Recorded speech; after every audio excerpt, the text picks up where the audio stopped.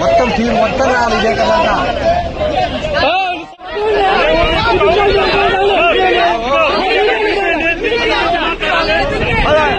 రైతుది పోలా కాకపోతే దీన్ని ఇక్కడే మళ్ళీ బ్లాక్ ని కొనను ఇంకొకళ్ళు ఇక్కడే కాటేసి ఆ ప్రాసెస్ అసలు జరగకూడదు.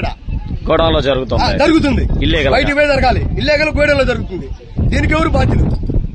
అంటే ఇక్కడ బయర్లు కొంటున్నారా లేకపోతే ఇక్కడ గోడౌన్ లో ఎంప్లాయీసే ఇట్లాంటి ఇచ్చేస్తున్నారా? మాకేం తెలుసు. తీసుకురామంటున్నారు. ఇక్కడికి వచ్చినాక కొంటల్లా అది ప్రాబ్లం. కొంటల్లా కొనం తగ్గట్టు మళ్ళీ ఆగిపోయిన చెక్కులు మళ్ళీ ఇల్లు ఇక్కడ కొన్ని కాటేస్తున్నారు. అది 18,500 రేట్ ఇచ్చినావు. 18,500 రేట్ ఏమంటాం మేము?